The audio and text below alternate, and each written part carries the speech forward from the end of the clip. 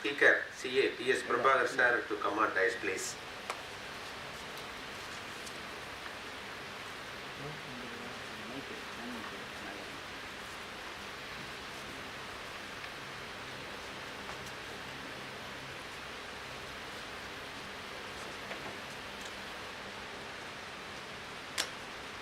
I request everyone to stand up as a mark of respect for playing the Institute motto song.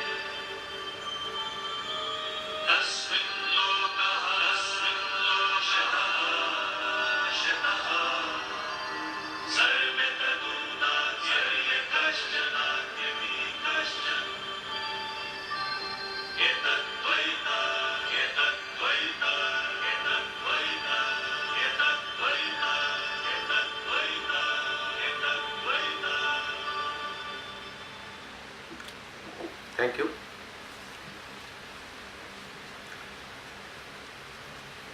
Insurance industry is always considered to be an importance for macroeconomic development of the country, wherein the insurance companies are getting the funds on relatively very long-term perspective. And those in insurance companies also, apart from maintaining their solvency requirements, are investing heavily in projects like infrastructure projects and government bonds, government securities, indirectly and directly helping the macroeconomic management. Nevertheless, at the selling front, there is always a scope for improvement, wherein till today many insurance intermediaries are selling the insurance as a savings products, whereas it is basically a risk management product, wherein professionals like chartered accountants can play a very great role to avoid this mis-selling at the sales level. Similarly, at the company level, insurance industry level, both at the life insurance and particularly, especially in the area of general insurance, the role of chartered accountants are enlarging, and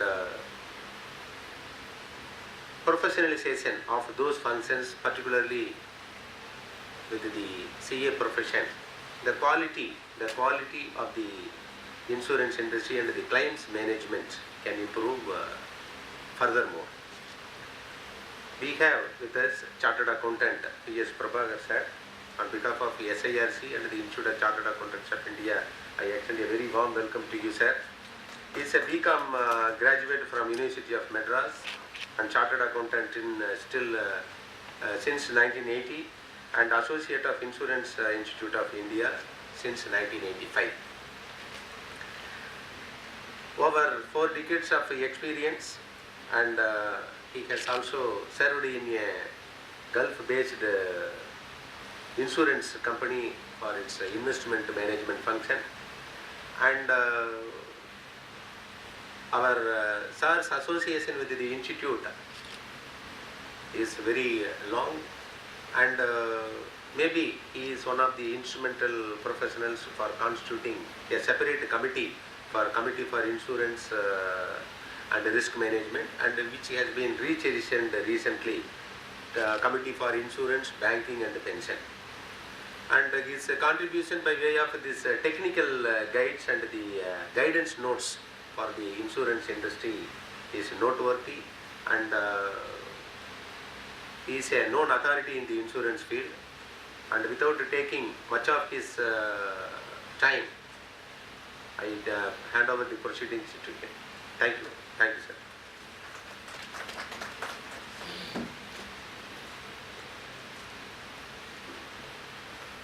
Very good evening, all of you. I think we can form a closed user group. I will not stop anyone going in between, because I think people, instead of having a distant sitting, probably we can, at least I will have a feeling as if there are too many people. Because I have always felt, and I have always maintained, that insurance is next only to banking, but not when it comes to CPE seminars. I have seen CPE seminars for banking. Bank audit you mentioned, the hall will be full, because that is a staple diet for the chartered accountants. And insurance, as I was mentioning to Dr. Paramasivam, who introduced the subject very well, more than me. In fact, he is a good friend of mine. He always talks very nicely about me. So what I was talking to Dr. Paramasivam before I coming into this room is, this insurance, I mean, I was telling you about question paper. huh? Choice, that the question. I was mentioning that the CA syllabus itself has very little portion for insurance. In final, there is, in accountancy, there will be probably one question once in 3 years, which also people leave in choice. So generally, trying to learn insurance itself has been a difficult challenge for chartered accountants. That is a very big grouse. But having said that, I might not have learnt insurance, or I might not have become the so-called authority in insurance. I am not. People say so. People accuse me of that. If I had not joined a public sector insurance company, barely 6 days after the result came for me in final, 1980, because my uncle was working in the United India Insurance Company, was mentioning to me that they are recruiting chartered accountants. Already was one round of interviews have come, finished. Give me your application. He just took my application. I was interviewed and I was selected and I was posted insurance. I had no idea about insurance at that point of time. But from 1980 to 2018, 38 years, I feel it has been an exciting journey for me. So, what I thought was, probably, I have given this topic saying insurance industry today and role of chartered accountants. So probably what I will attempt to do today is to give you an overview of the insurance industry, how it has evolved over a period of time, and what is the status today in this country, and what are all the opportunities that chartered accountants are actually losing by not getting into this particular domain. Because I have always felt chartered accountants are good in valuations, chartered accountants are good in tax representations, chartered accountants are good in audits, but when it comes to consultancy, they choose only those subjects which they are absolutely familiar with.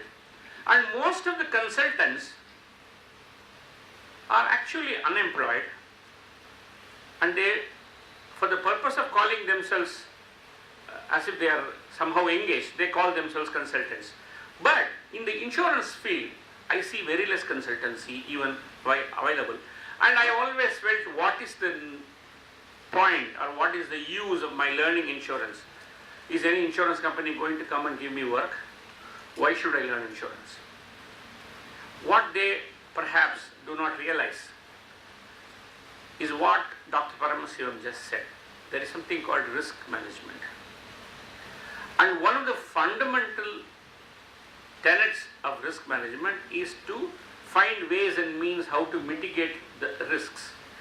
And one of the most effective tools of mitigating risks and the risk management is insurance.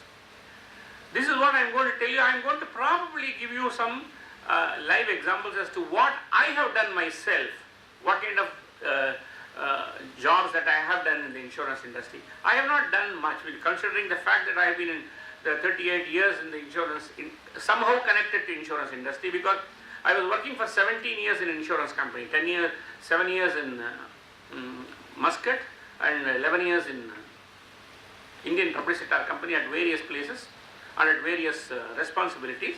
And after coming back from Muscat to start my own practice, I have been involved with some kind of insurance related work, and I have been fortunate enough to be co-opted in the Committee of Insurance for 7 long years in the Institute of Chartered Accountants of India. Even now I'm a sitting member. And I have also been fortunate enough to be given a membership in the Standing Committee of Accounting Issues by IRDAI. So, and I was also a convener of the subgroup to bring what is called Ind AS to the insurance industry. So this is the brief background about me. I will go to the subject directly. Insurance industry, some of them must probably be, you must be aware of certain things like what I am going to tell you, but still, since I wanted to give you a cogent the lecture on how the insurance has evolved, certain slides are unavoidable, and knowledge that is already available with you, and please excuse me for repeating them. The life insurance industry itself was in private hands, and also the general insurance industry. Privatization has not come in new. In fact, before nationalization of the industry, 1956, the life insurance industry was nationalized. We had so many insurance companies at that point of time, and everything was put together, and a monolithic giant organization called Life Insurance Corporation of India was formed. And in 1971, some 108 insurance companies were there practicing non-life insurance, and all of them were merged into 4 different companies having head office in Chennai, Mumbai, Delhi and Calcutta. So 4 companies were formed. A holding company called General Insurance Corporation of India was formed, and general insurance industry was also nationalized in 1971. So from 1956 life insurance and 1971 general insurance, they continued to be under the domain of the government. There was a regulator called Controller of Insurance who was headquartered in Simla, and because he was probably headquartered in Simla, he was cooling his heels by actually not doing anything except selling agency licenses for 15 rupees a piece. That was all the regulatory job that he was doing. Actually, the Ministry of Commerce, Insurance Department was all calling the shots in the insurance industry. As I was mentioning to you, the Controller of Insurance was completely docile, completely non-functional. But from 1991, when this liberalization phase came, when the industry was opened for private sector, you see the amazing growth story. Look at the figures. From a small premium base of a few hundred crores, we went to the extent of about, today we are having a total premium income from both life and in general in India is about 5.5 lakh crores. That is the money that we are talking about. And when we are talking about this kind of money, how can chartered accountants be oblivious to this? This is too much money to be left unattended by chartered accountants. 5.5 lakh crores. The overall insurance penetration, if you look at, it has reached 3.69%, which is fairly still low, but it will probably go more in the days to come, for reasons probably I will let you know little later. The total investments of this industry as of today has crossed 30 lakh crores in all, out of which of course 80 to 85% belongs to one company called Life Insurance Corporation of India. This is almost 1.5 times or probably 1.3 times the annual budget of this country itself. So, ever since this liberalization phase started, the new private insurance companies started operating, and we have something close to 60 companies today operating. 24 are in the life domain, exclusively doing life insurance. One Life Insurance Corporation of India, which is a public sector company, and 23 private sector life insurance companies. And we have 34 companies in the non-life domain, which include 4 private public sector insurance companies: New India, National, Oriental, and United India. And there are 7 standalone health insurance companies. We have 2 specialized insurers. One is for Agricultural Insurance Corporation of India, another is Export Credit Guarantee Corporation, and 2 reinsurance companies. One is a national reinsurer called General Insurance Corporation, otherwise known as GIC Re, and there is one private sector reinsurance company that has started operating very recently. So if you look at Indian propensity to save, it's too much. An average Indian actually saves 30 to 34% of his total income per annum. The household savings, which consist of financial and physical savings, they actually form part of 22% of the total GDP, which is a huge amount.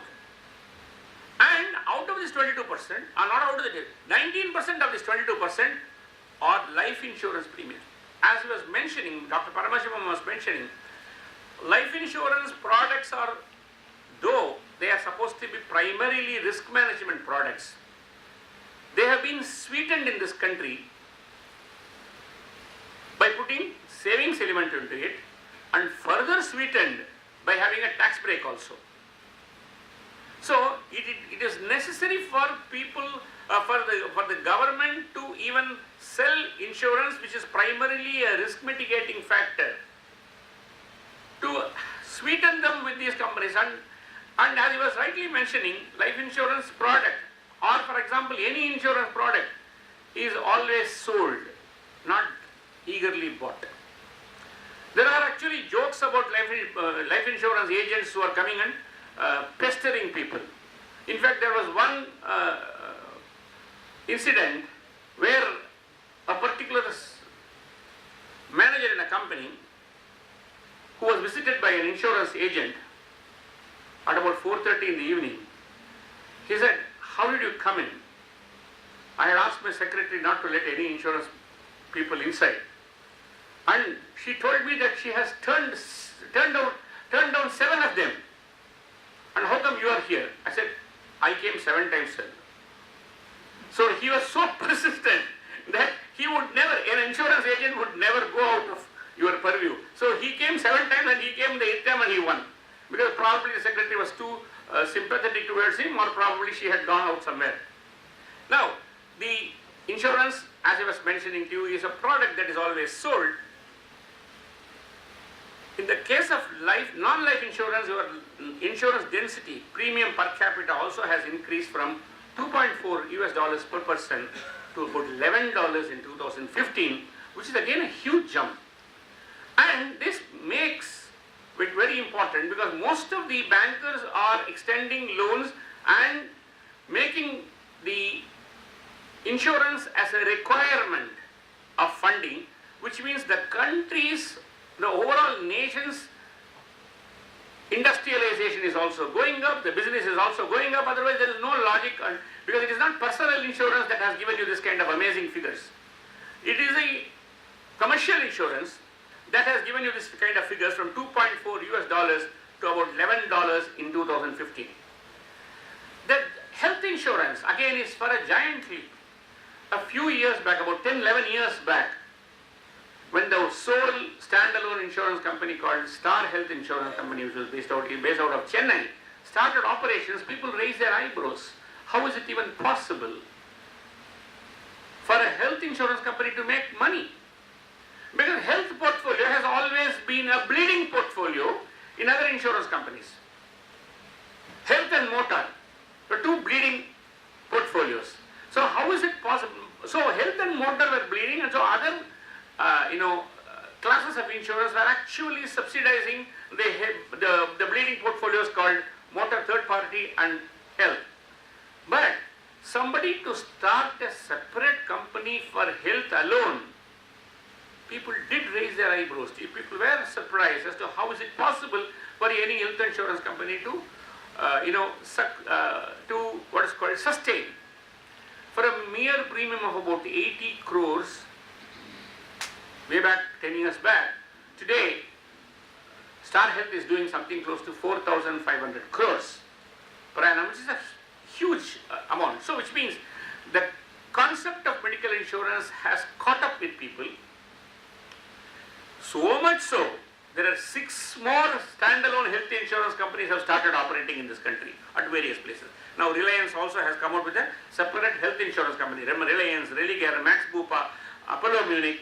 These companies have started operating on the health front alone, which means health also, if rightly managed, can be a good portfolio, a profitable portfolio also.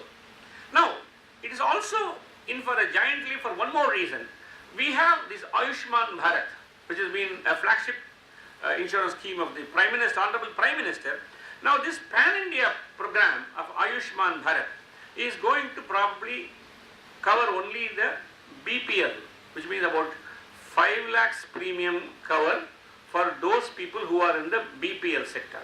Now, the fact that this particular insurance, Ayushman Bharat, actually has been modeled after Arogya Shri scheme, Rajiv Arogya Shri scheme of Andhra Pradesh, unified Andhra Pradesh, before Telangana was bifurcated. Now, this particular scheme was a huge success in Andhra Pradesh. Actually, it paved way for the then Congress government to come back to power. So because of the enormous amount of reception that the people gave for this particular scheme, they gave 2 lakhs cover. Now, on an all India basis, a 5 lakhs cover has been given, though people are raising a lot of questions as to how is it even possible to give 5 lakhs cover and all that. But people have forgotten the fact that insurance is at best is a law of large numbers. That more the denominator, the lesser will be the premium. So it is possible for the government to actually run this program very successfully if more and more states join. In Tamil Nadu, the Arogya Shri program was copied from Andhra Pradesh, and when DMK government was in power, they brought an insurance scheme called Kalainar Kapid Thittam based on the same model of Arogya Shri, which was such a successful scheme that Madam Jayalalitha, when she became the chief minister, which she scrapped every other scheme of Karunanidhi, she did not scrap this, and she continued it only with a modified name of Chief Minister's Health Insurance Scheme. So health is something so important. Now what happens is, because of the fact that so many people are going to be covered and so many hospitals are going to be accredited, it probably will bring in some kind of a regulatory mechanism for the hospitals also, because hospitals are also going to be given some kind of a menu chart. If it is hysterectomy, so much. If it is tonsillitis, it is so much. It is stent, it is so much. So they are going to be given a menu card. So there will be a charges. If insurance hospitals cannot charge whatever they charge. If it is going to be an A grade hospital, hospitals are going to be graded. So if it is going to be a graded hospital, this much. If it is going to be a B grade hospital, this much. So there has to be some kind of a semblance of order that is going to come, which will probably induce the others who are not on the BPL and who have not taken insurance, medical insurance so far, probably will go for insurance. So which means that health insurance is for a giant leap, because normally people think insurance is one of the last priorities of people. Not only for chartered accountants, even for a common man, it is an avoidable expense, he thinks. See, every time a flight goes, we are told before the flight starts to fly, the air hostess comes and gives us the explanation as to what will happen in case the water, there is a pressure drop, and she says your oxygen mask will fall and you have to do that, and there is a what is called If it drops in water, what you can do, all that. Why every plane should invest so much in such safety equipments? Why should a person who glides has a parachute with him? The parachute is going to be helpful only once in lifetime. So why should invest? So people think that nothing can happen to me, so there is no insurance. People should not have that kind of feeling at all, because there is always a possibility. The actuarial fellow will tell you, and that is how they calculate the insurance premiums, life insurance premiums. Actually, the actuarial science takes a calculation as to how many population are there, what is the mortality rate and what is morbidity rate and all that. So the actuarial fellow will probably tell that how many people will die in this year. The only difference between him and a mafia don is, mafia don also can give you the names of those people who can die. So the actuarial calculation is very important for making life insurance premiums. Now you go back, I have told you what exactly has been happening in the insurance industry now, but from primordial days, I would like to go to those days when insurance was evolved. It is not something new. Insurance has been around from primordial days, because from those days when people were living in Stone Age, literally Stone Age. So what happened? People, I don't know how many of you have seen the movie The Gods Must Be Crazy. So if you have seen that movie in Gods Must Be Crazy, there will be a place where these nomads be living, and they have never seen a modern world. They have never seen anything modern. And one particular day, a low-flying aeroplane, some two people will be going as a glided aircraft, and one fellow will just finish his Coca-Cola and toss the bottle, and the bottle will come and fall on a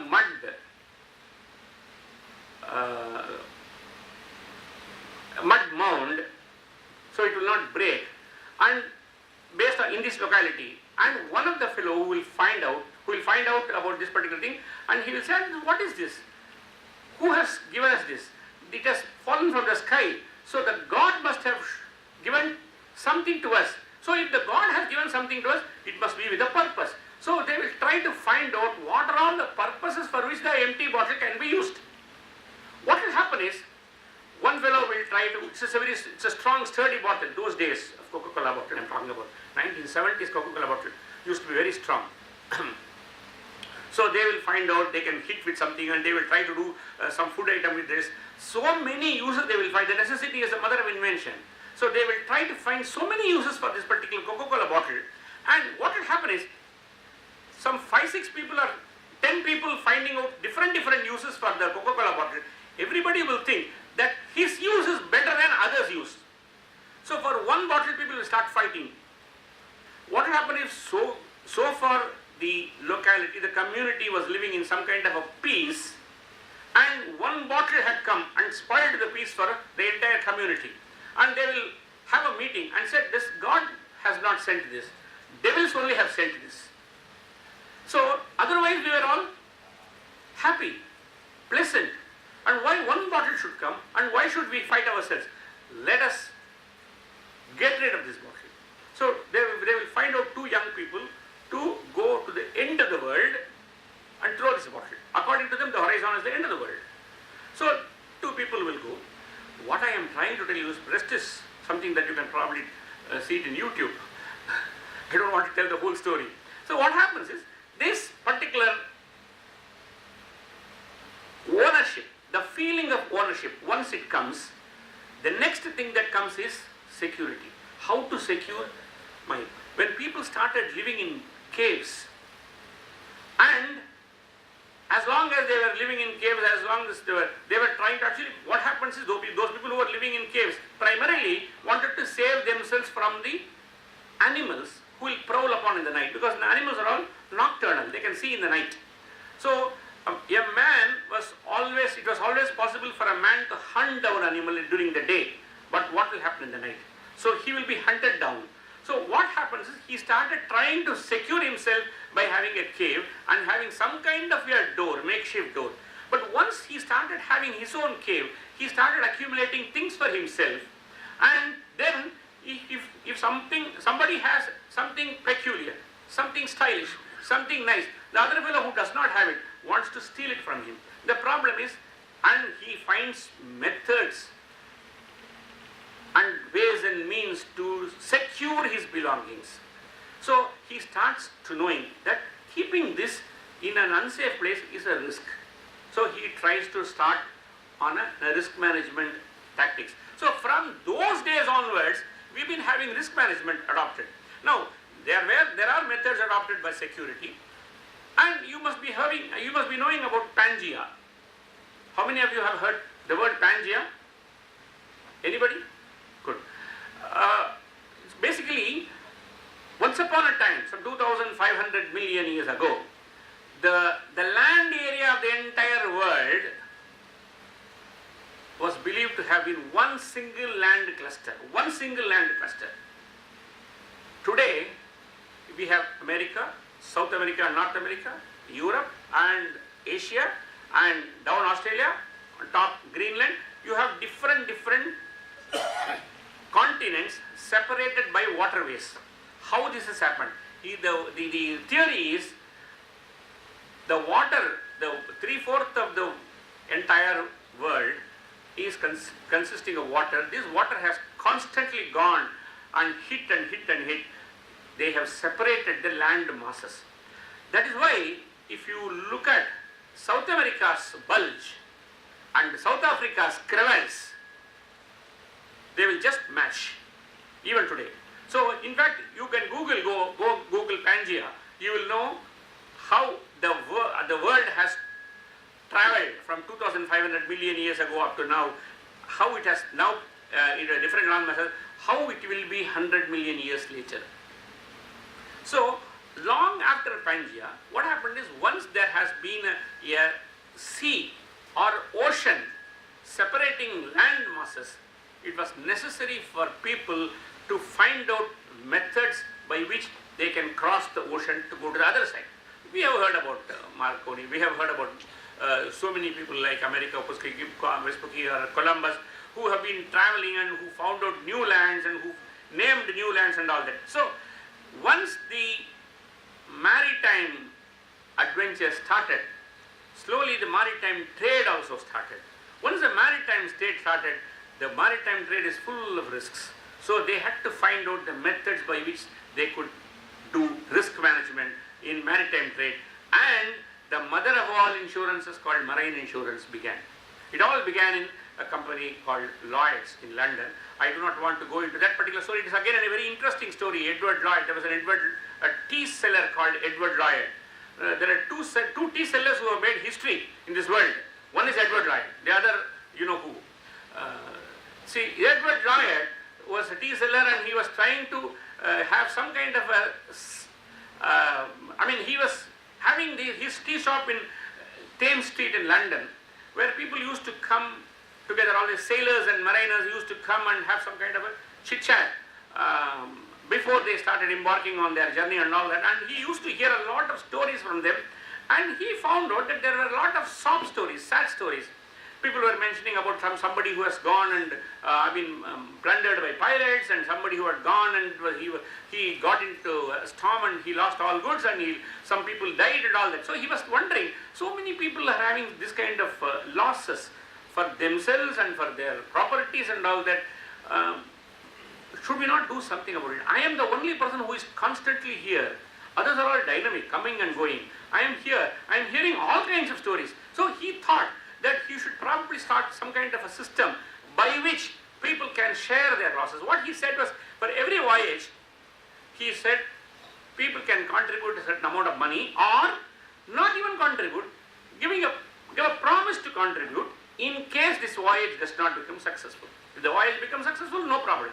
So he started this as a social security measure. So he had what will happen is, if somebody goes, he will prepare a small write-up and hang a slip on the notice board, and people who are willing to contribute, they will write their names under that slip, they will write their name under that particular write-up and also mention an amount. They will just mention their names. That is how the marine insurance started. That is how the Lloyd's insurance started. And today, the basic terminologies of insurance called slip, underwriting, names, all these things have their origin to this particular story of Edward Lloyd. So from those days, insurance has started, and in India we have been having insurance in its modern form from 19th century onwards.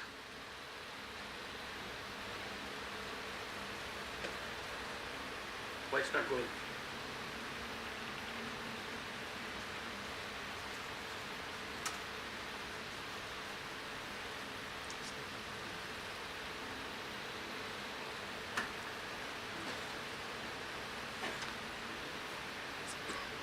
Technical problem.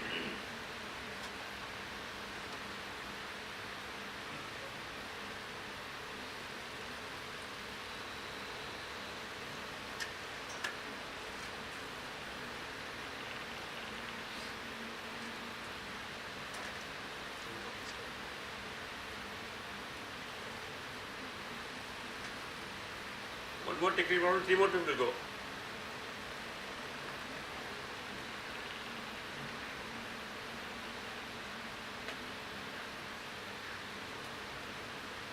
So in India, before India got independence, Insurance Act was promulgated, and primarily in 1938 with a view to protecting the interest of the insuring public, because insurance company, with all its good intents, collected a lot of money from the public, and once public money comes, there is a temptation for those owners to misappropriate those funds. So it was necessary for the government to step in and pass some regulations, some kind of a, bring some kind of an orderliness to the insurance industry. And 1938 Insurance Act came, and very, very comprehensive legislation that also came on corporate governance issues, though the term corporate governance was not mentioned at those times, because corporate governance is a jargon that has been invented recently.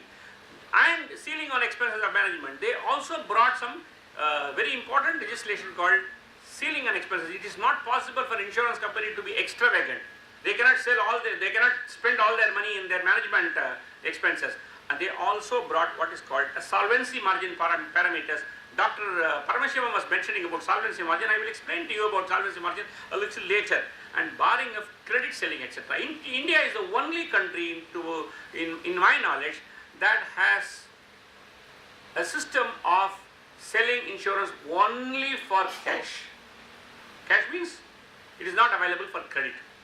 There is a section in Insurance Act which prevents insurance companies to sell on credit. So, as I was mentioning to you, the controller of insurance was the de jure regulator by name, but the de facto regulator was the General Insurance Corporation of India, which was an apex body, a holding company for the four insurance companies. And then I will go back again to the national insurance, how nationalization was made, and how some 154 Indian, 16 non-Indian, and 75 provident fund societies, 245 in all, were all merged in one single company. Imagine the kind of mega work that should have been done at that point of time, 1950s, merging all these companies. How so many chartered accountants were not there those days. I think all of us would have got some professional opportunities at that point of time. Today, last budget, you must have all seen that there is a proposal to merge 3 public sector insurance companies. Other than New India, this National, Oriental and United India are going to be merged. And the advisory role for this merger, we can proudly say that it has gone to a public accountants firm called Ernst & Young. I don't know how much pride we can take in that, but they have single-handedly taken this particular contract. So what I am trying to tell you is today they have given them a deadline till the end of next fiscal. Okay, again it's going to be a mammoth job having 3 insurance companies together. That I will probably also mention a little later. Today LIC is operating under an act of parliament, and the only difference between the Life Insurance Corporation of India and other insurance companies selling life insurance policies is that by the act called LIC of India Act, the LIC has got what is called a sovereign guarantee from the government. So in case something happens to the policy, to the LIC, nothing will happen to LIC. LIC is stronger than the government. In case something happens, the government will step in. What it cannot do for ILFS, it can do for LIC. On the non-life front, I was mentioning to you about in 1968, there was some kind of a hint, whereas Insurance Act was amended to regulate investments and set minimum solvency margins. There was a committee called Tariff Advisory Committee that was set up to look into the pricing of the insurance products. In 1971 and 72, the announcement came about the nationalization of general insurance companies. About 107 or 108 insurance companies were merged into 4 different companies, as I was mentioning to you, this New India, National Oriental and United India. How the reforms in Indian insurance sector have happened?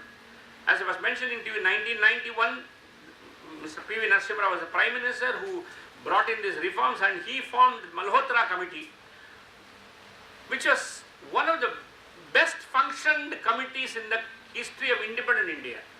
They came out with some brilliant strategies and ideas, and they gave some very good suggestions on the way, and more importantly, not only the way in which the alacrity with which the Malhotra Committee gave the report, the alacrity with which the government acted also is to be appreciated, because immediately in 1996, IRA was appointed, Insurance Regulatory Authority was appointed, and institution of ombudsman for the first time in the history of grievance redressal mechanism was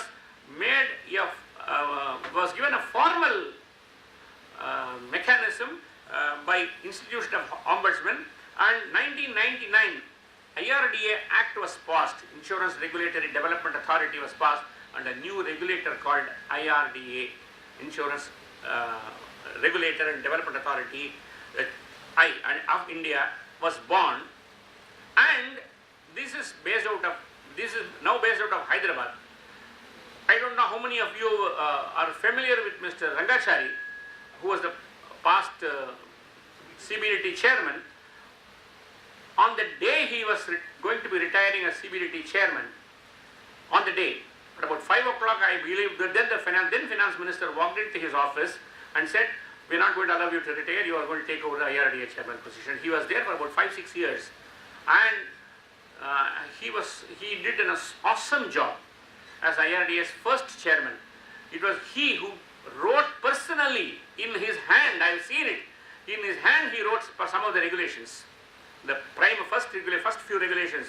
So the regulations came in 2000 and 2002, and private insurance companies started operating. As I was mentioning to you today, we have so many insurance companies, and 2003, General Insurance Corporation of India ceased to be a holding company.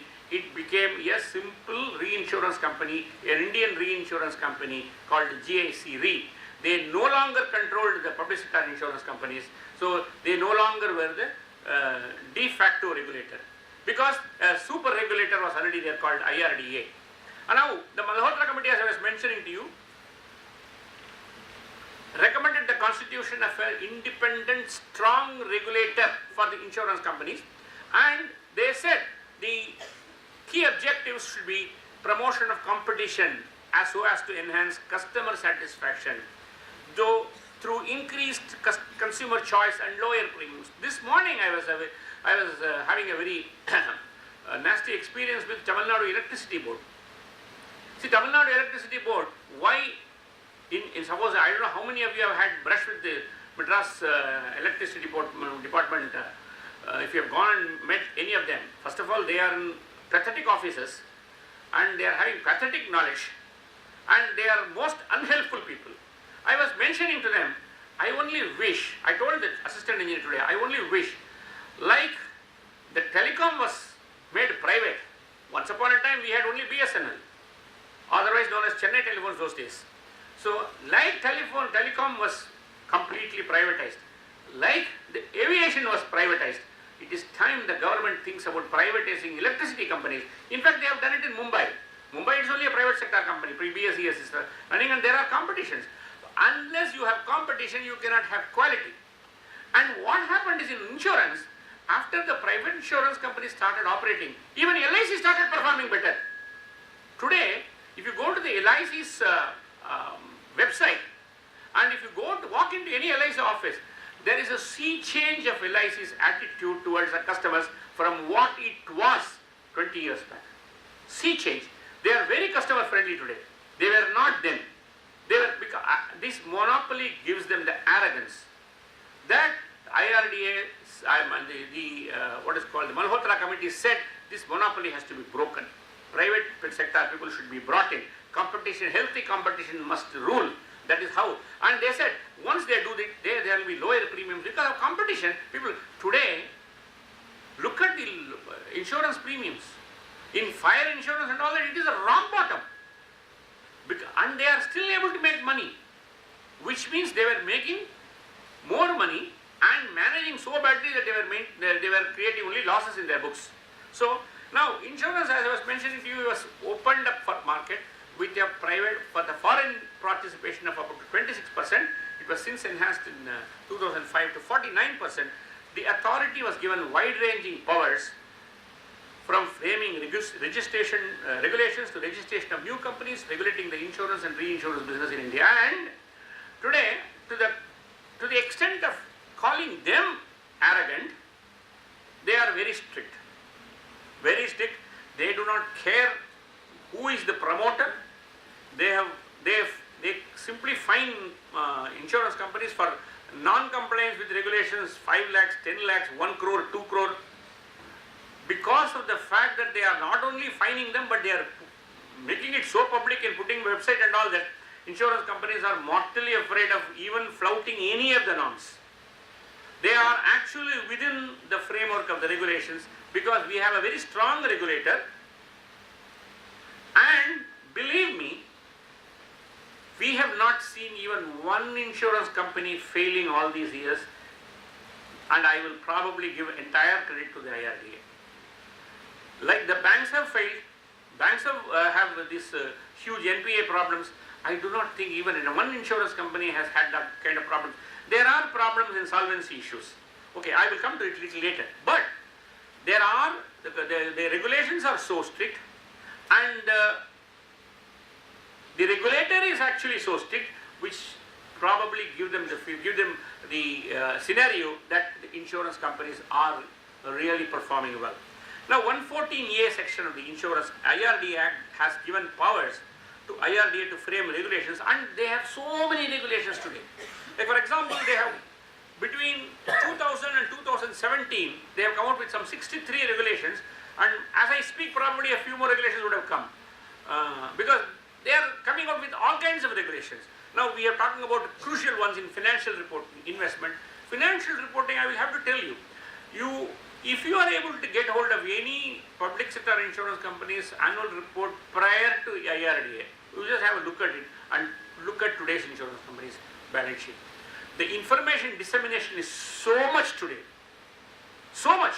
They were giving very brief information to the extent it was not even possible for you to find out the profitability of the insurance company on the gross level. They were not giving you how much is the gross insurance premium, how much is the reinsurance ceded, how much is the net premium, what is the reinsurance commission, what is the commission paid. They will not give anything. They will simply give bulk figures, the P&L and the balance sheet. Today, it is not like that. So, the financial reporting has become very detailed.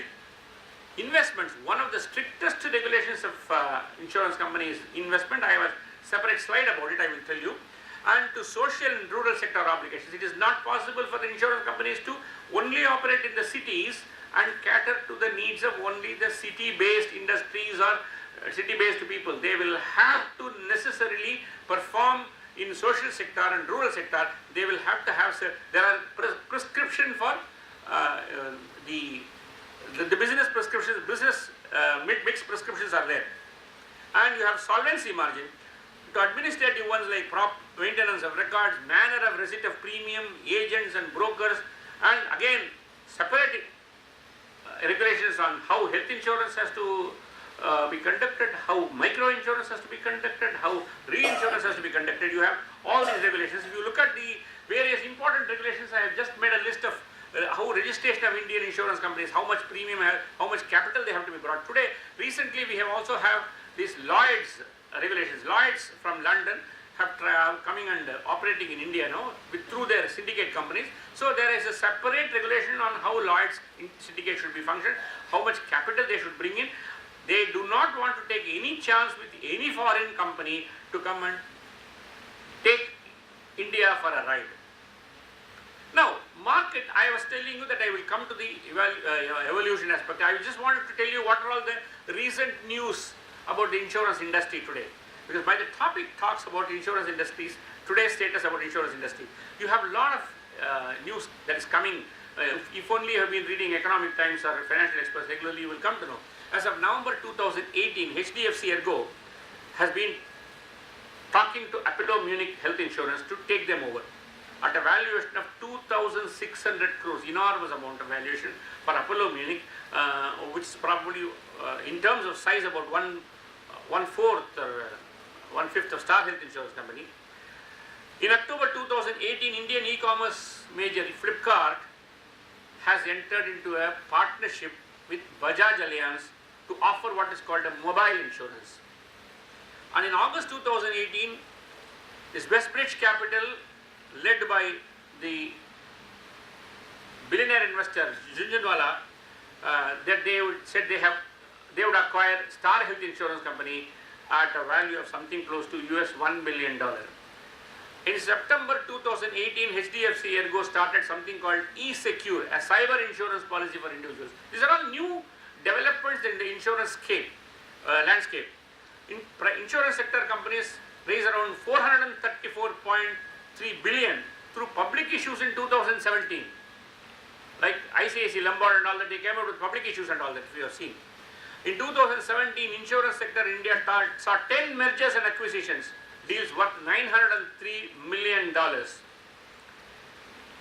Now they are going to, the Bombay Stock Exchange is going to have a joint venture with eBix Inc. to build a robust insurance distribution network through the country through the new distribution exchange platform. What I am trying to tell you is so much is happening in the insurance space today. And as I was mentioning to you, Ernst & Young has been engaged to devise detailed strategies for the merger of 3 state PSU general insurance companies at a fee of rupees 60 crores only. And they have been given a time frame of about 18 months. Now these are all the things that have happened. Now I will go to the specific areas where probably what are all the role of chartered accountants. As I was mentioning to you initially, that they are chartered accountants are not that savvy about insurance even today. I am saying this with some kind of sadness in my mind. I do not even know that how many chartered accountants probably know that they can, by knowing something in insurance, they can save money for themselves apart from trying to save money for their clients. But there is, I will give you a very simple example. There is something called, everybody has a car, right? And we are taking car insurance. And car insurance is something close to about 4 to 5% today of the insured estimated value. Something like that. Now you buy a car at Alto, Maruti Alto, a person who has been reasonably successful in the practice of chartered accountancy. First 4 years, 5 years, he is graduating from two-wheeler to first car called Alto. Let us assume that he is buying an Alto for about 4 lakhs and he is paying a premium of something close to 12,000 rupees, let us assume, to start with. And 1 year, 2nd year, 3rd year, 4th year, 5th year he has been paying, and they are giving him something called no claim discount. Have you noticed about this? No claim discount, which means if he has not had any accident and if he has not lodged any claim, they will give a certain percentage of discount to the premium, own damage premium, and the premium will start coming down 2nd year. And not only the premium, the discount will be there, but they will also bring down the insured estimated value, because the car can be insured only for what it can fetch in the open market. So the insured estimated value also will keep coming down. So the premiums will keep coming down. 5 years later, this gentleman has attained a reasonable amount of success in the practice, and he thinks he now can afford a Honda City. He goes for a Honda City car for worth of about 10 lakhs. And now that car that he is selling, that Alto that he is selling to us for a second hand dealer, at the time when his insurance policy has 50% no claim discount. Because the no claim discount keeps on progressing up to the extent of 50%. Which means he would have probably at that point of time, at the time of selling the car, he would have paid an insurance premium of about 4,000 only, because the insured estimated value would have also come down. He would have also had benefit of no claim discount, and he would probably paying something close to 4,000 rupees. Now he is buying a Honda City. The Honda City premium, let us assume it is something close to 19,000 rupees. He probably does not know, and many of you also do not know, I am sure about it, that this no claim discount is actually coming with you, it is not going with the car. So when you are actually buying a new car, and if it is premium is 19,000 rupees, is that what the dealer says, who has always a tie-up with an insurance company, or you can go to any insurance company and buy insurance yourself, and they will say 10 lakhs means it is about 19,000 rupees. What you can tell them is, I have a no claim discount, I have earned a no claim discount in my old car, please transfer that no claim discount to my new car, and what is getting transferred is not the quantum but the percentage. If that 19,000 rupees premium, out of which is about 16,000 rupees is your own damage premium, 3,000 rupees is your third party premium, if you go to your insurance policy, you will know that there are two components. One is own damage and another is third party. This, out of this own damage 16,000 rupees, you can get a 50% discount, which means 8,000 rupees. How many of you know this? And you will probably now calculate how much you have already lost in when you changed cars. When we do not know this for ourselves, how can we even teach the claims? There are so many things. On the basis, another thing I will give you, another example I will give you, which is again a live example which I have seen personally myself. Most of our company, clients, corporate clients and the business clients have stock loans. They have taken loans from banks and financial institutions on the basis of stocks. And suppose there are dealers like, for example, textiles or any other seasonal products. What they will try to do is they will try to stock when the season peaks, during Diwali time, during Christmas time, during New Year time, during Bakrid time, they will probably peak their stock. Other times, they will not have so much stock in their in their shops as well as in godown. Suppose, for example, they take an overdraft of some 10 crores from the bank. The bank will always insist, because the bankers also do not know insurance, and bankers always have this kind of tie-up with insurance companies. They will send to an agent, because they will get also the insurance commission for it. So they will send the agent, and he will simply say, oh, 10 crores stock OD, whether he utilizes the 10 crores or not. The 10 crores OD means he will take insurance for 10 crores.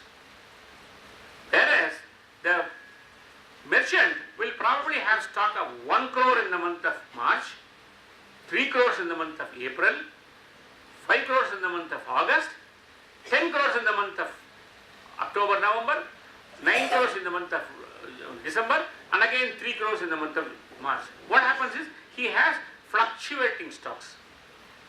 So what will happen is this insurance company agent and the bank will insist on a 10 crore stock insurance for the whole amount, instead of telling him, educating him, and none of the chartered accountants also try to educate them, saying that he can actually take a declaration policy or a called floater policy, which means he can take he can pay what is called a minimum deposit premium at the beginning of the period of the insurance, and at the end of the period he can give a declaration saying that these were my stocks, because normally they give the declaration of stocks, and the bankers have the right to verify the declarations.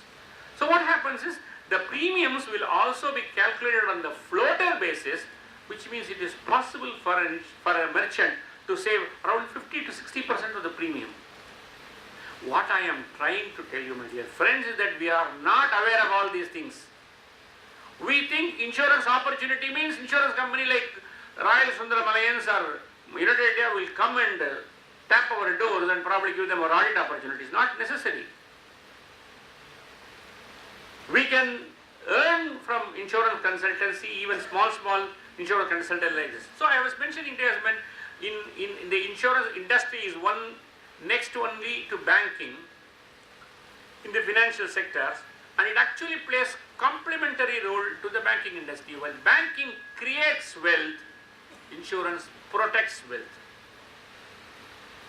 So the protection is as much important as creation. It is protecting the balance sheets more truly and more fairly than the chartered accountants certifying their balance sheets. If it is not for insurance, there will not be any assets. If it is going to be any calamity, there are not going to be assets, and there is nothing for us to certify. A financial product is with a difference, which means life insurance, as I was mentioning to you earlier, couples risk and savings. As I had also mentioned, that in India we also sweetened the life insurance product with what is called a tax break. Most of them are long-term contracts. Today, in life insurance corporations, life insurance products are sold more with the ULIP based. So which means they are also trying to put your money with your permission, whether you give it consciously or not, they take signatures from you. So in the stock market or in the bond market, as I choose, the risk is higher, the reward could be higher also, because it goes with the risk. So the ULIP based policies are being sold to a large extent. In fact, today also most of you will get telephone calls. Sir, we are talking from HDFC Life, we are talking from ICICI Pru, we are talking from Bajaj Allianz Life. Sir, we have an excellent savings product. They will say savings product. They say if we have a product by which you pay 20,000 rupees per year, sir, you will get 20 lakhs 20 years later. So and they give you with big names and all that. What happens is, primarily it is a risk management product. It is an insurance product. Primarily. These things are only like sambar and rasam. Basically it is only sadam. If it is no sadam, so no sambar, no rice will make any sense. General insurance provides financial solace for property losses and liabilities. Generally annual contracts. You have this property insurance is one side, and the liability insurance is another huge business, huge market. Under the liability you have workman compensation, you have fidelity guarantee, you have public liability, you have private liability, you have professional indemnity, you have directors and officers liability. All these insurance are coming under liability policies, which are probably more important today. This is a period of independent directors, and independent directors are being hauled up for the mistakes and misdemeanors that the company managements do. The independent directors are lending their names, big people lending their names just for the fact that just because they the reverse of the visiting card they can mention independent directors in so many companies, 5-6 companies they will mention. So to add color to their own status and profile. But what happens is, if one company makes any problem, these people are going to be also held liable according to the company side. And today, the directors and officers liability is a must for those people who do not have any first-hand what is called dealing in the company's functioning, but they may probably be held liable for any misdemeanors that the company may do. So the liability policies are very important. Now, how are the companies able to give huge amount of risks covered? For example, you have something called oil rigs, a Bombay High platform. Probably it will be something close to Reliance can take a project for about 6,000 crores. 6,000 crores to give you insurance. It is difficult for any insurance companies, because Indian insurance companies have been given a capital requirement of 100 crores only. If with 100 crores you can start an insurance company. And how do you underwrite a premium of risk of 6,000 crores?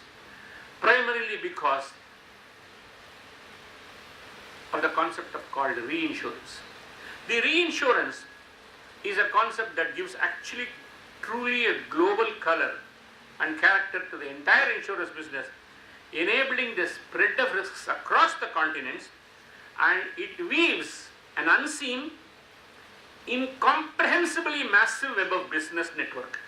Because what happens is, if suppose for example in a Sivakasi, if there is a firecracker factory that insures itself against various risks with a local insurance company in Sivakasi, their head office will pool all those funds, all those risks together and insure with some other insurance company in, say, Bahrain, ARIG, Arab Insurance Group.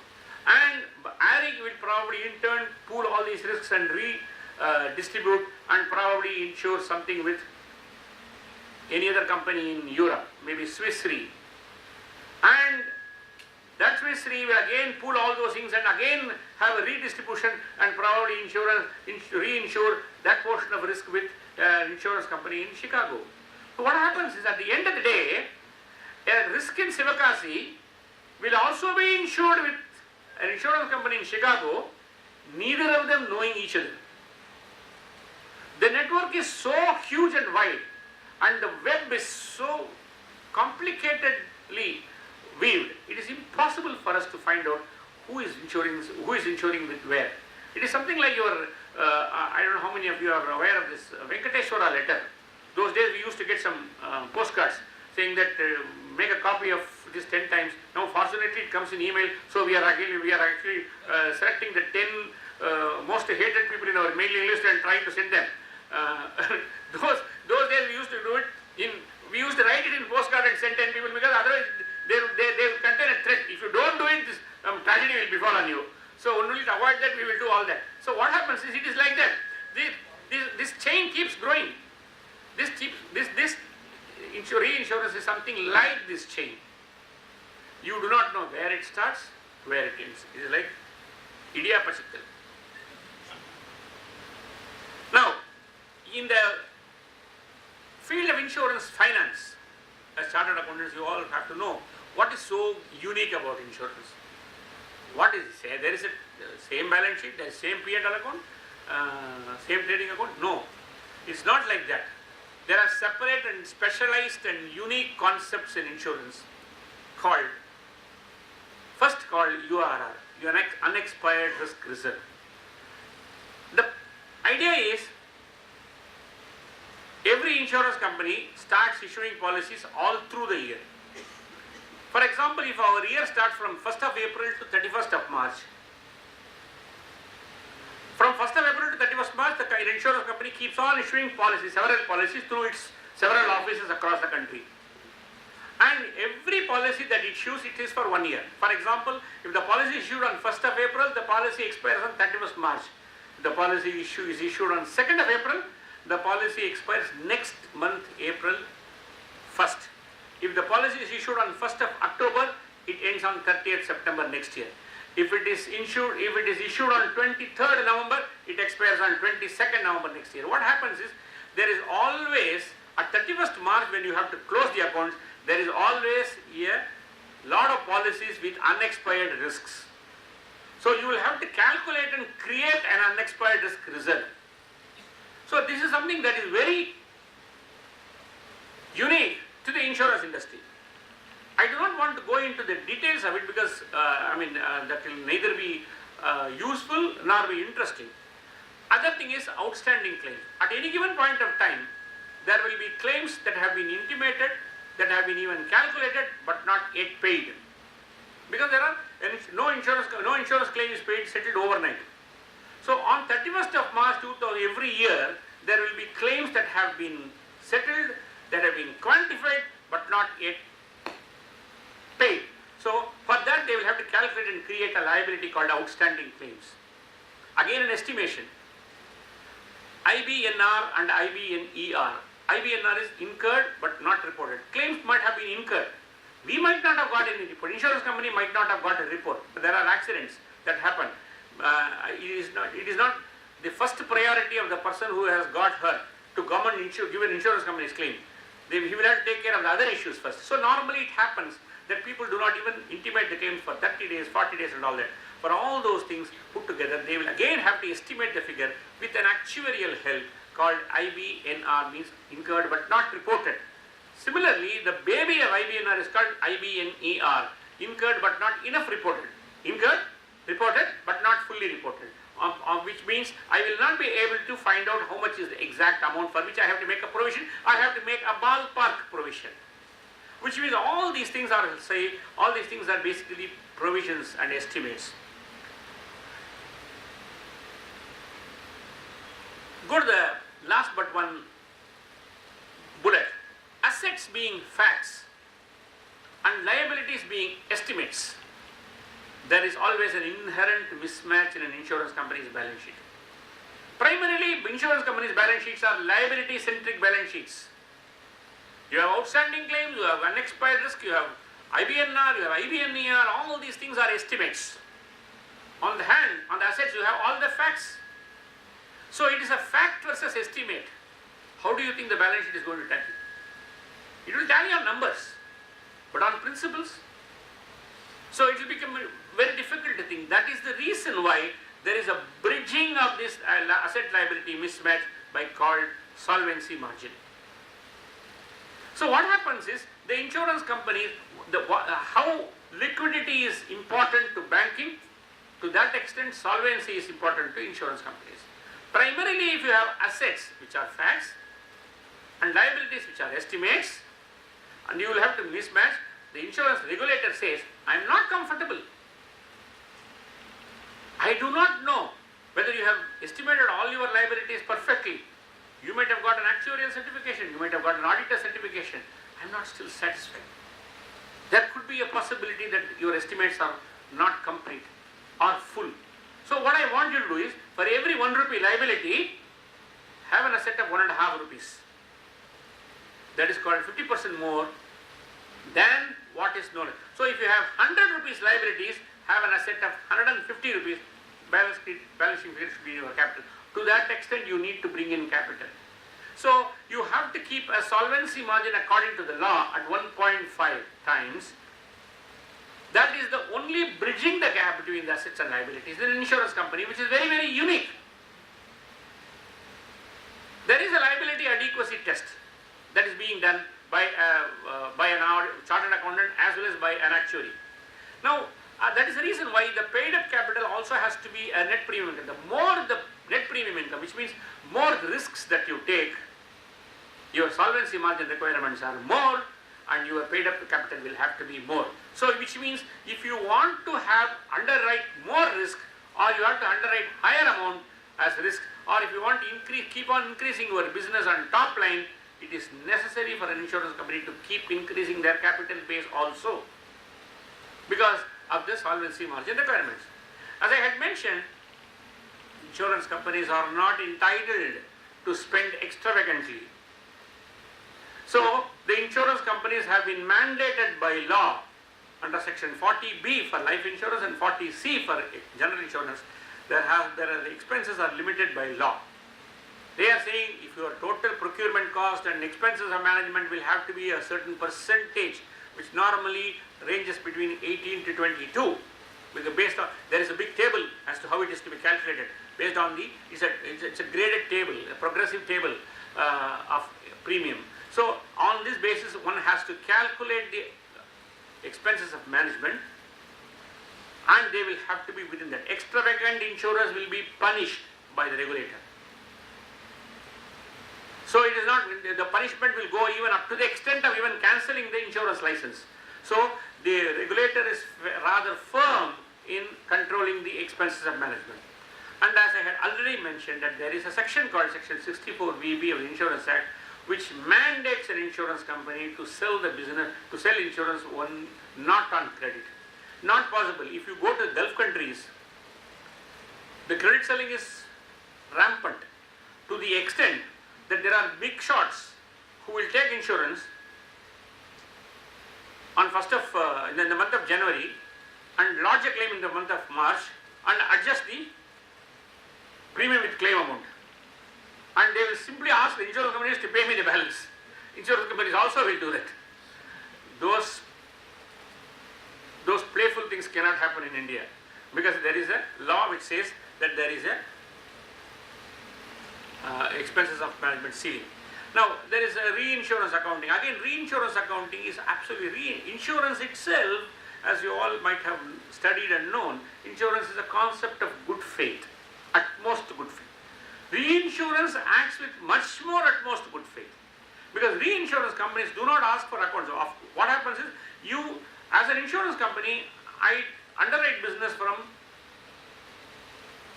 the retail people, I pool all my risks and I try to classify them and I try to sell them to various reinsurance companies which give me good terms, because I cannot keep all the risks myself. So what happens is, suppose I take 100 crores premium in all, I would like to insure at least 60% of it to the foreign reinsurers or Indian reinsurers. I will sell 60% of my portfolio in different packages. Not possible to do everything. So what happens is, I will different packages and I will negotiate with him. I give you 60% of my insurance. I have spent money to get this 100 crores. Which means I have paid commission, I have paid procurement cost, I have made management expense and all that. I have paid something close to 30% of my total money has been spent. So you give me this 30% back or 35% even, and I will give you so much business. Because the reinsurer gets the entire bulk of portfolio without any great sweat. He takes as one bulk. So what happens? The reinsurance gives you what is called a reinsurance commission. So this is the only business where between the buyer and seller there is a commission. Normally in buyer and seller there is a broker who gets the commission. Here between the buyer and seller itself there is a commission. So the buyer of reinsurance gives a commission to the seller of insurance. So that is possible, and there are also reinsurance brokers. Reinsurance brokers also are in the domain internationally, and in India also there are several reinsurance brokers. It's a very big, huge business. Now, as far as opportunity is concerned, you know that there are traditional audit opportunities. Today, as I was mentioning to you, some 60 insurance companies are there, which means there are 120 firm of chartered accountants in India definitely will get statutory audit once in 5 years. So if you equip, and if you are having the number of what is called partners, which are prescribed in the IRDA regulations, 7 partners, and out of which 5 should be with the company for more than 10 years. There are several parameters. You stand a very good chance of getting a statutory audit of insurance. There are about, as I was mentioning to you, 60 into 2, 120 minimum, 120 companies, and there is an audit rotation. So everybody has, but auditing insurance company is not that simple, which means you need to know something about the insurance. So in fact, thinking of that only, the institute started a course called DIRM. Back 15 years back, and this DIRM had initially a lot of response. People wanted to know something about insurance, but slowly the interest has come down because chartered accountants always go for what is called need-based learning. If a client comes to you with a problem, you never turn him down. You know that you don't know anything about what he's talking about, but you will still tell him, oh, no problem, we'll sort out your problem, this is no issue, it is child's play for me and all that. And in the night you will go and read. Fortunately today there is Google.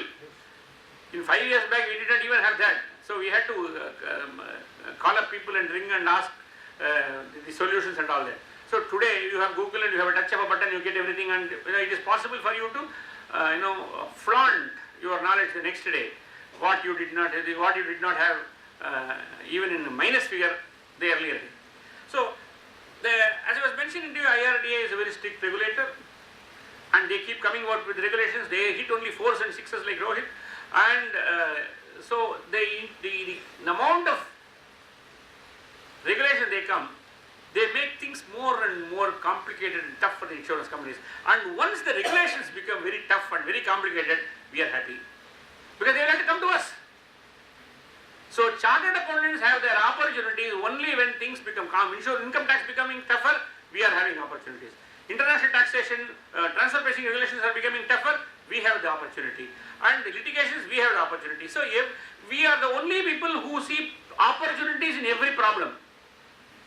So actually, here the regulator is helping us by creating more problems for the industry. So we will have to think, we will only have to know where we have to spot a problem and try to help. And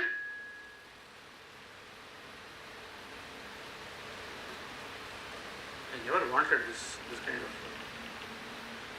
Anyway, these are all the consultancy areas, as I was mentioning to you: risk management, general insurance consultancy, consultancy in IT areas, offering domain expertise. Those people who are trying to, structure software, specific software for insurance companies for various things, they need to know about the accounting aspect. At the end of the day, everything boils down to the finance module.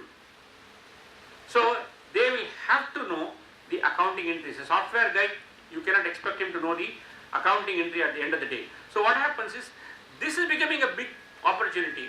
Chartered accountants giving domain expertise to software companies.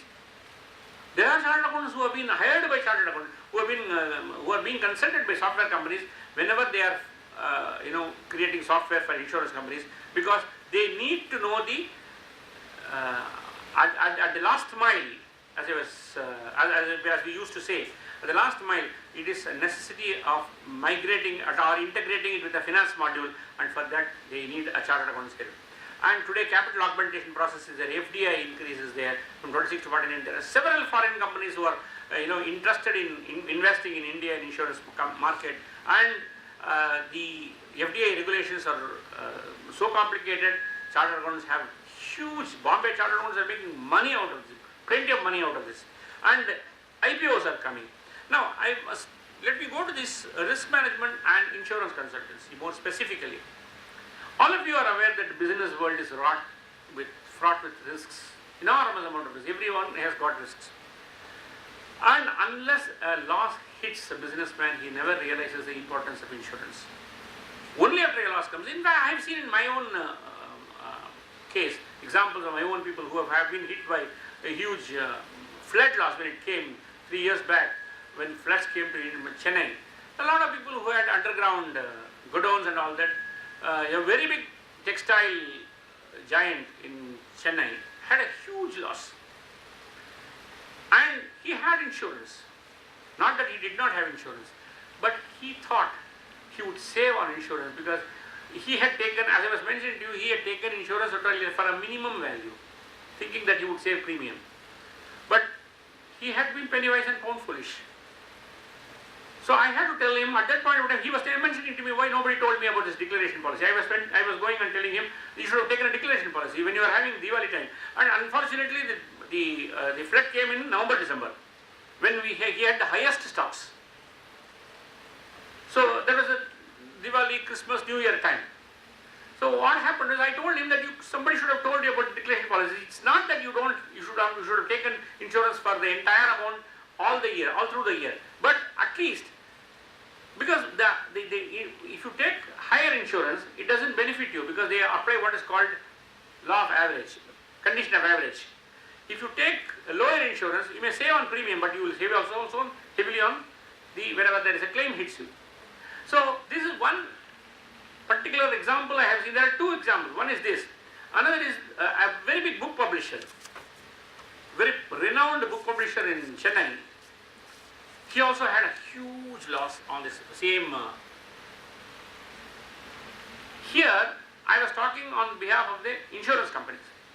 The insurance company wanted me to assist the surveyor. Unfortunately, it was not possible for me to go as a loss assessor or adjuster. Earlier it was possible for chartered accountants to get surveyor's license. Today it's not possible. You have to. There is an institute of Indian Institute of Loss Assessors and Surveyors.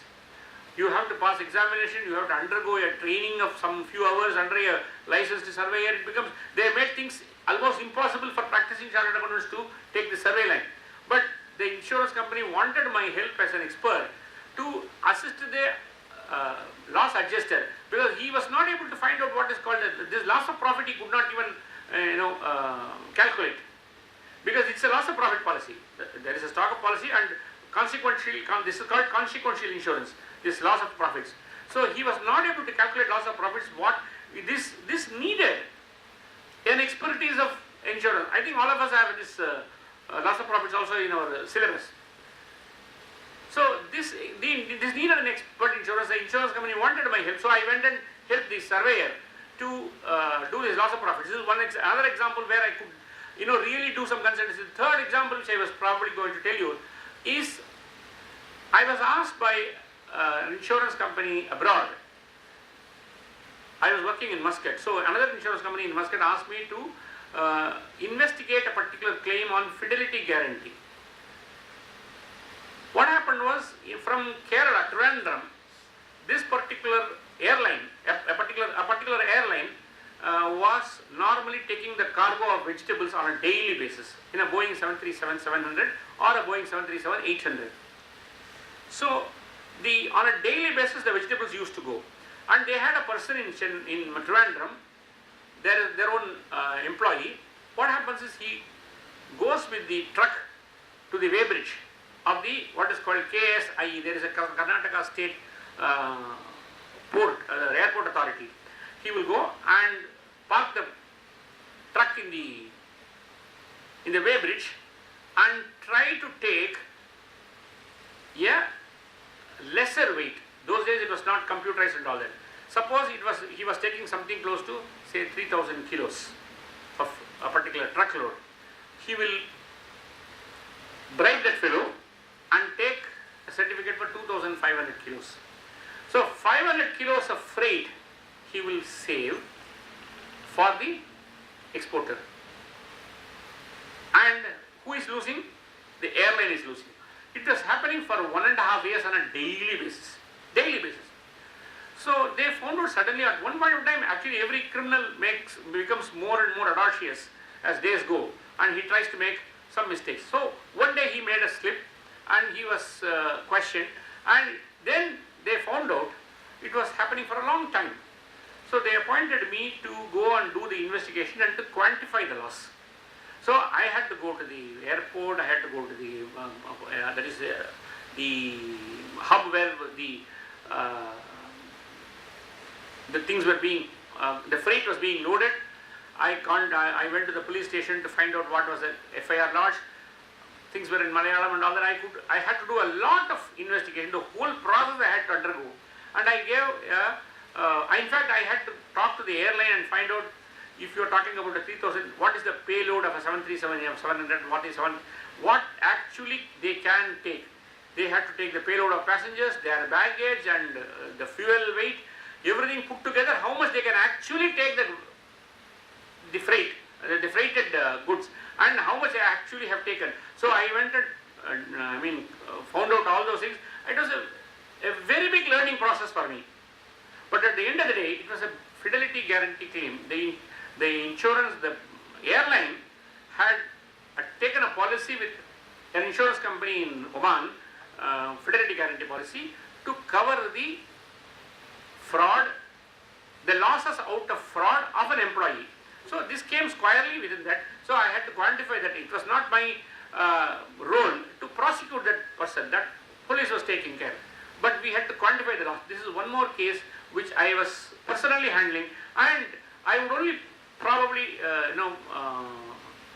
consider that I was lucky enough to get this kind of an assignment, because it gave me a huge learning experience. The one more thing, the last one which I am going to tell you is that actually the live experience where I did, again for a company in Oman called Oman Holdings International. They were trying to make a bid for an army college in Oman, a big army college. The project was something close to $1,200 million. They had to build a huge technical college for army, a very huge campus. So they wanted to take what is called a business interruption insurance, which it is known as advanced loss of profits in our Indian terms. They call it as business interruption, BI policy, business interruption insurance.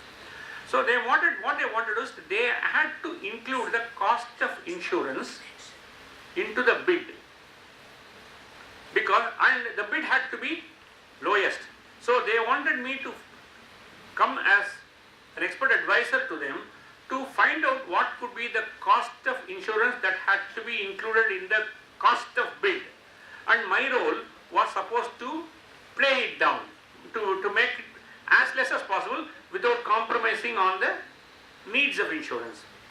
The banker who was Macquarie Bank from Australia, I think, they came and they said the whole thing is about $1,200 million.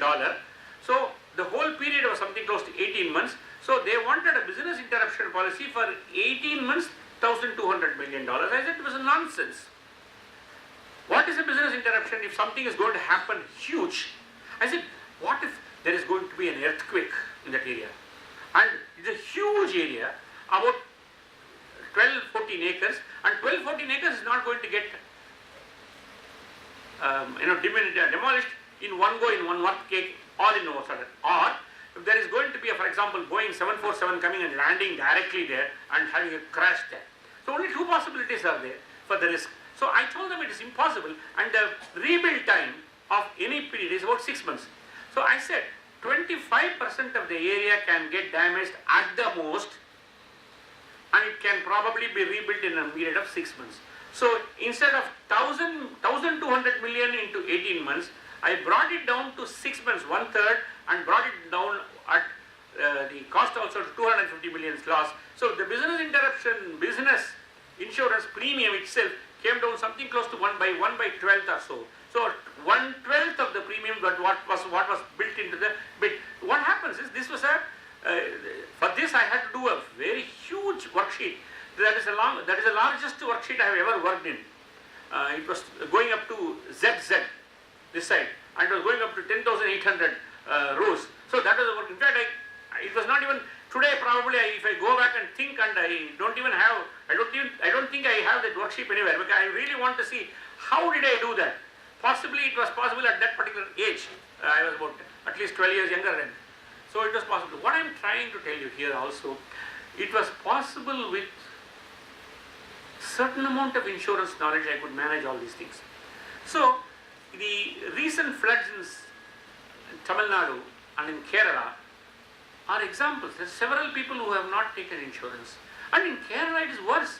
It's a terrain. It's a terrain like that. You have bumps and you have. It is not straight terrain in Kerala, like in Tamil Nadu.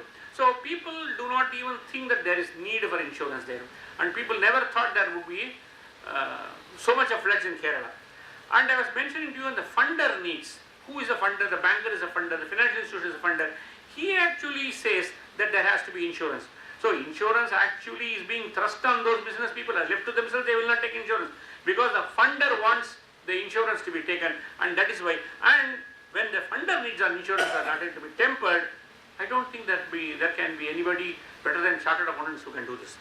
And as I was mentioning to you some time back, our own clients, they can come to us for. You can even start analyzing their insurance portfolio. Please take any client who pays more than 1 lakh premium on various insurances. Analyze his insurance portfolio. You will be able to save 50,000 rupees. Take 10,000 rupees fees, it is still worth it. There are bigger companies paying a huge amount of insurance premiums. It is possible for them to give them value addition to them, and they will be happy to pay you the premium, because why would they pay to some other insurance company and for a benefit that they are not going to get? For example, from motor to stocks to declaration cover to fidelity guarantee to business interruption to jewelers block. Jewelers can take insurance, and it is very necessary in these times, because it is possible for anybody to go with a revolver and loot the entire jewelry. So jewelers block insurance is available. From cattle, poultry, you name it, you have kidnap insurance today. Some people are taking ransom insurance. People are in Assam. It's again a common insurance today. Now I was mentioning to you on keyman insurance. There are so many people who are doing business based on one person. If that person, something happens to that person, the whole business edifice will fall. So people are not even aware that he can take a keyman insurance. So all these things are possible, and my only request to my brothers is that we should probably be able to know more about the various things in insurance and the offers of insurance, the scope that the insurance industry offers for our own professional enrichment.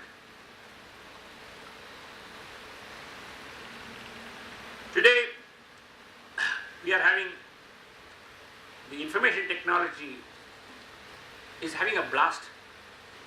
At the touch of a button, you get everything. You want to take insurance?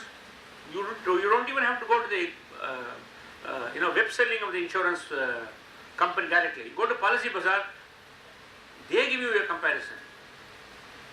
You give your what is called like your cardeco.com or carwallet.com.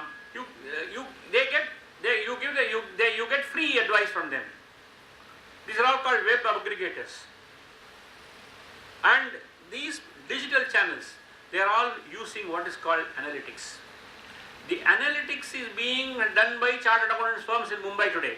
Several chartered accountant firms are doing analytics, and they are giving them the inputs for which, based on which these PolicyBazaar and .com and other web aggregators are even doing the comparison, and they are able to instantly give you the benefit and various insurance companies, various offers, various possibilities. Myriad possibilities are there in given. So the influence of IT in the makeover of the industry is telling today. And chartered accountants, we are having innate skills. We can become facilitators and consultants. And today you have a lot of inspections in the insurance industry. You have what is called claims inspections and pre-audits. There are several companies which are there because it is not possible for the statutory auditor, because statutory auditors always try to take refuge in the so-called sampling. Okay, even in NAFRA it is possible. We can take umbrage under the umbrella of this web sampling and all that. So, but there are companies which cannot afford to trust only the chartered accountants who are doing statutory audit for claims inspection. So they want concurrent audit on claims, every claim to be inspected. Pre-inspection also has to be done. There are companies which are asking for specific expenditure audits because of the fact that you need to have what is called an expenditure limits. You have forensic auditing, again a very big domain today, where because insurance companies, it is easy to have frauds in insurance companies. As I was mentioning to you, insurance is an utmost good faith business, but good faith is being abused. A lot of people abuse good faith. So you have to have what is called that is why they have what is called anti-fraud policies and all that today. And this kind of anti-fraud policies, you need to also augment them with the forensic auditing. You have inspection of investments. I will come to that. There is a separate slide on that. Solvency assessments. How the companies are having solvency margin, because solvency is, as I was mentioning, I was making it very simplistic when I said 1.5. It is not that simple as I was mentioning. It is actually, there is a solvency calculation is there. There are certain assets which cannot be taken. I said it is not all assets can be taken, all liabilities can be taken.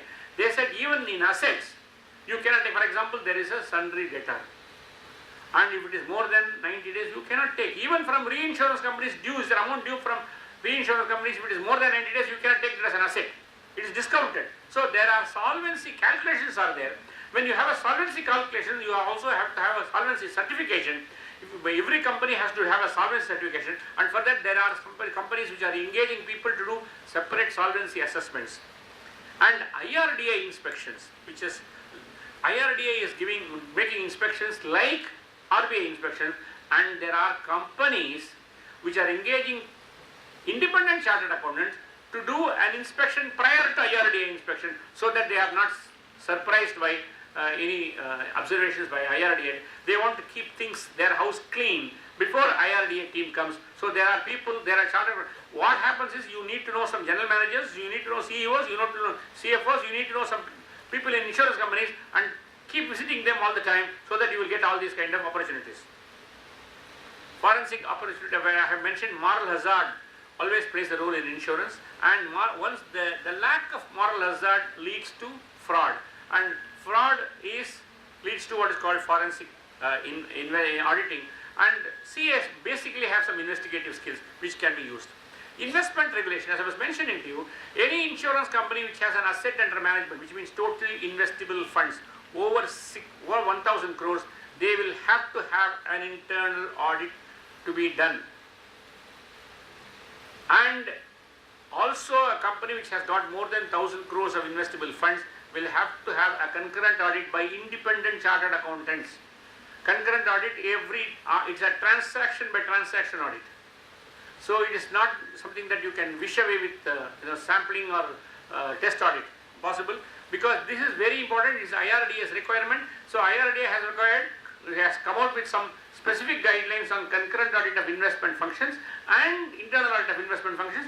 The institute has come out with technical guides on both, both on concurrent audit as well as on this internal audit, and both the technical guides are being upgraded as guidance notes today.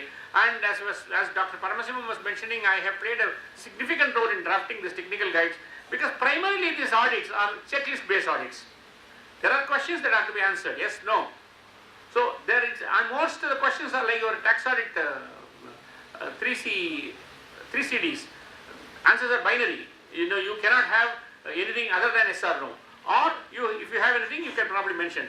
These investment inspections are very important. As I was mentioning to you, we have more than 30 lakh crores investments in the insurance industry today, and the IRDA has got very, very strict investment norms. They say how much you have to invest in government securities, minimum, maximum, how much on infrastructure, how much on in-housing, how much you can go on to the stock market, how much on mutual funds. Everything has been clearly defined. Not possible for you to do anything here, even at this point of time. And you will have to, they have also to say that they have to go to graded investments or rated investments. But you know what is happening to the rating today. All of you are aware of what happened to an ILFS. How can a AAA rating can fall to minus rating suddenly on overnight? So several insurance companies who have been exposed to this ILF investments are forced to take haircuts today on their investments. So specifically to general insurance company, all these things are very necessary from the point of view of chartered accountants, either as audit points or as specific rules, specific opportunities for checking. One is a motor provisioning, salvage disposal and no claim bonus issues, ex gratia payments, and third party pool. Third party pool has been dispensed with recently. And on fire, you have the loss assessments, you have reinstatements of policies. In fire, it is possible to do what is called a reinstatement. For example, I will give you a simple example. I will make a difference between motor and fire. If a motor car is insured for 10 lakhs, it is not that your insurance company's liability is 10 lakhs. Okay. Now, there are two components to the motor insurance. One is the own damage portion, another is the third party portion.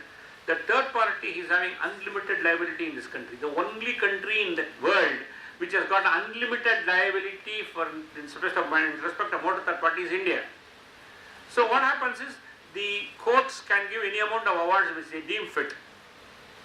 On this 10 lakhs, sum insured is only on the own damage portion. That limit is only on own damage portion. But if there is an accident, for example, if the car is insured for 10 lakhs and in the month of February and in the month of March there is an accident and there is insurance company pays about 1.5 lakhs for repairs, that 10 lakhs does not become 8.5 lakhs. It is not like medical insurance or fire insurance. Suppose there is another insurance, another accident in the month of April, there is another claim for 2 lakhs. Again the 2 lakhs also will be paid. And there is another accident in the month of July, the insurance company has, the loss is assessed at say 8 lakhs. At that point of time, insurance company will say, I cannot be paying this kind of claim. I will pay it as a total loss claim. I will take the salvage and cancel the policy. So that is a commercial call that the insurance companies can take. But technically, it is possible that an insurer who has insured for 10 lakhs can even take more than the 10 lakhs during the period of insurance. Whereas in fire insurance, if you have insured for 1 crore, if there is a claim for 10 lakhs, automatically sum insured drops down to 90 lakhs. Unless the insured chooses to reinstate the figure back to 1 crore. Normally, the choice used to be there. Today there is no choice. Automatically the insurance will be reinstated by the insurance company itself, and the reinstated premium will be decreased from the claim amount and paid to them. So that is how the reinstatement is a very important thing that you have to know. Adequacy of sum insured and extensions and clauses and warranties, all these things, the insurance companies' policies are very large, and you need to know the conditions and warranties, and what is a condition and what is a warranty, what is the difference between a condition and warranty. The condition, the flouting of a condition makes the policy void, the flouting of a warranty makes the policy voidable. These are all, if you look at Indian insurance contracts, you will know all those things. And in marine, you have what is called subrogation right. Subrogation is what somebody has caused you a loss, somebody has caused the insured a loss, the insured has make a claim on the insurance company, the insurance company pays the money to the insured, but steps into the shoes of the insured and tries to do the recovery from the person who originally caused the loss. That is called subrogation. So the subrogation rights are there. How do you recover?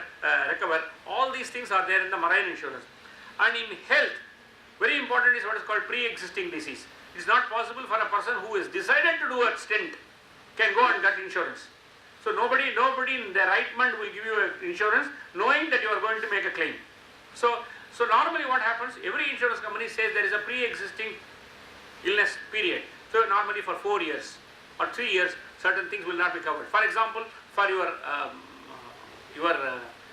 glaucoma eye, if you have the problem, they will say they will not give you the first year or second year. So there are pre-existing illnesses are being excluded, and you have to have a waiting period for certain illnesses, because otherwise there are certain things, illnesses cannot start within your body overnight. You must be having that. And again, most good faith plays a very important role in that. If you are filling up an insurance proposal form, which is very important. As an auditor, normally people do not see the proposal forms. It is very important to see the proposal forms, because normally people do not write anything in the proposal forms, and this goes unnoticed, and the policy is issued, and it becomes a matter of litigation later. And even if the claim department finds that this is a particular illness that he must have had prior to contracting this insurance, and it is not possible for them to repudiate the claim because it has not been clearly mentioned. So the PED is normally have to be mentioned in the policy itself, and for knowing that there has to be a proposal form, and you will need to know that the proposal form has been filled properly and all that. And TPAs, the third party administrators, most of the health insurance companies have engaged third party administrators. They have outsourced the whole settlement of claims to TPAs. And TPA audit of TPA is again a very big role today. And portability of insurance. Health insurance is portable today. I mean, you have been having health insurance with A company, and you are not happy with them, and you can probably transfer your health insurance to another company with your no claim bonus or whatever benefit that you have. The waiting period, the PED, all the benefits will get ported to your next insurance company. Personal accident policies. How important is there to have a nomination in the personal portion, and sum insured, and multiple policies. This is a very important thing. Again, I will tell you something.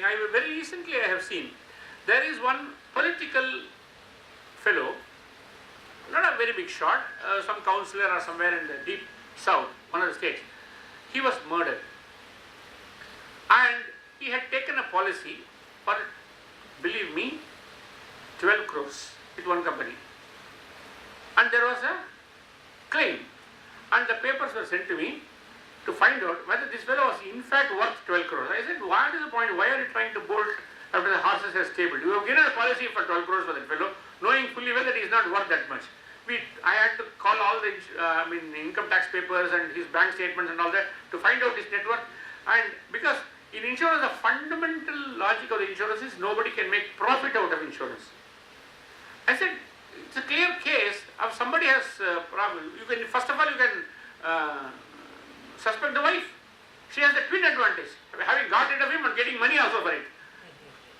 So this is a very important case. And I found out finally, it is not only with this company he has got this policy, he has taken 3 more companies' policies like that. And this fellow probably ordered his own killing to probably give us, a man of supreme sacrifice, something that can be only compared with Sonia Gandhi's sacrifice of 2004. So what happens is, this fellow has done something. You have to understand whether this fellow is worth that much. How can you give so much of sum insured to him? For example, if you take an Alto car, as I was mentioning to you, and ask for a 1 crore policy just because my grandfather was using it, my father was using it, I have a sentimental value attached to this car, you give me 1 crore policy, nobody will give. Now, liability. And this is again, you have to find out this. Liability policies are very tricky policies. As I was mentioning to you, professional indemnity, product liability. For example, product liability is you buy Britannia Mary biscuit and you open the Britannia Mary biscuit and you find some lizard or anything like that. You can sue the company for product liability, and it becomes a very huge problem. It becomes a credibility problem for them. It becomes, forget about the money loss. So they will immediately come for settlement. Please don't go to the press. Please don't go to the TV channels. We will settle your claim. And insurance companies will have to cough. Only to cover all these particular contingencies, they take what is called a product liability policy. And there is a public liability policy. Public liability policies are taken by many, factories and warehouses and all that, where things, you walk into a factory for something and something falls down on you and you have a great injury and you lodge a claim against that company. It may not be, for example, you may even be passing in the road and husband and wife shouting, and the wife actually, as usual, throws a flower pot on the husband, and that fellow is so smart and he moves and it straightly lands on some other husband who was walking on the road. Anyway, husband is that is a satisfaction that the wife has got, but not her husband.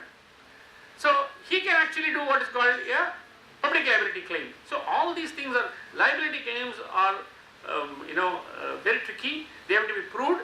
The intent have to be proved, which means the intent means no intent. No intent for making it was only a genuine accident. All kinds of things are already proved. And where there are retroactive periods, the policy with retroactive effect, all these things need to be proved. All these things will have to be also checked. Again, in rural insurances, very importantly, there are, as I was mentioning to you, rural sector is there. And there are websites to find out which is rural, which is not rural, which is urban, which is semi-urban, and you cannot simply pass off all these things as rural. What you think rural may not be actually rural according to the government of India. So when you are actually certifying the rural and social sector insurance requirements, you will have to find out whether they are actually rural or not. As you proceed, what are we going to see? We are going to see what is called consumer affairs. We are going to become more and more savvy consumers. And people who seem to know a lot more than what they were believed to have known even earlier in those days. Now, consumer affairs are becoming more difficult. As such, you look at, there are people who are going to, consumer courts, ombudsmen, judicial forums, several judicial forums, grievance redressal mechanism, all these things are going. The more and more consumer affairs you are going to be seeing. Claims administration will probably be even overseen, how the claims are being administrated. And policies will have to be written in plain language. It is impossible. It has become like our accounting standards. In fact, I saw recently some joke. An accounting standard is being drafted and given to the boss, and he says, I think, can you kindly change some of the sentences in this accounting standard, because they are still understandable, he will say. Because they do not want even one word to be understood. Like that, you have insurance policies under which you will not know anything. So today we are looking at plain language policies. Okay? And now corporate governance standards. There are several things that are coming into corporate governance, including your CSR regulations have come into the insurance domain. And regulations for non-traditional channels. Non-traditional channels are these rural policies like your shopkeepers policy, householders policy, cattle policy, poultry policy. All these things are so-called non-traditional channels. How they are going to do all these regulations that are going to be coming, because there are no regulations as of now today. And regulations for new products. Products are being, insurance itself is as a market, if you see, it is imperfectly competitive market. You have, basically the insurance product is the same, but there are several sub-products, several different products, different prices, different companies. It is not a monopoly. So it is what is called imperfectly competitive, and you have new products coming, and they are trying to innovate products. As I was mentioning to you, this when there was a SARS disease, hit the whole of Southeast Asia, they immediately devised a policy for SARS medical insurance policy, separately for that illness alone. And disclosure standards, internal control standards, Ind AS, mergers, takeovers, acquisition, they're all going to be coming in a big way. And what I'm trying to use, in all these things, the role of chartered accountants cannot be undermined. They cannot be underestimated. They cannot be simply wished away. There are the sea of insurance is so huge for us to swim. All that we have to do is to know swimming. If we know swimming, there is an exile factor. Thank you very much, gentlemen. If they have any questions, I am willing to answer. Yeah. You talked about insurance consultancy, Yeah. where we can technically advise clients on insurance policies. Do we have any legal restrictions as a chartered accountant? No. To do consultancy? No. That's what we can't. No. Consultancy, no. We don't have any legal restrictions. Anybody else? Agency is prohibited. Agency is prohibited. Agency in your name is prohibited. In your wife's name, no. Most of the chartered accountants have agency in wife's names only.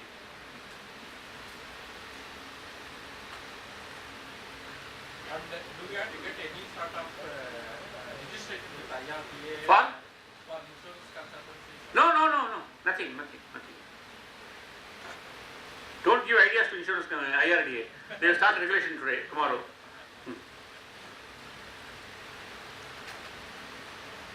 So can we call it a day or a night?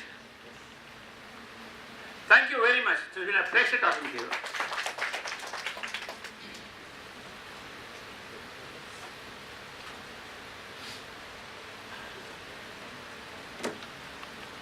So this is Anand Kumar. I too have passed in the year 1980. I think you appeared in 79 and passed in 80. Yes. Same batch. Probably both of us would have written the exam in the same hall. Possibly. Yes. But there is a lot of difference between that 80 and 18 today. He has insured his hair very well. Thank you. And it's my pleasure to present this memento to him, Oh my Mr. God. Prabhakar. Thank you very much.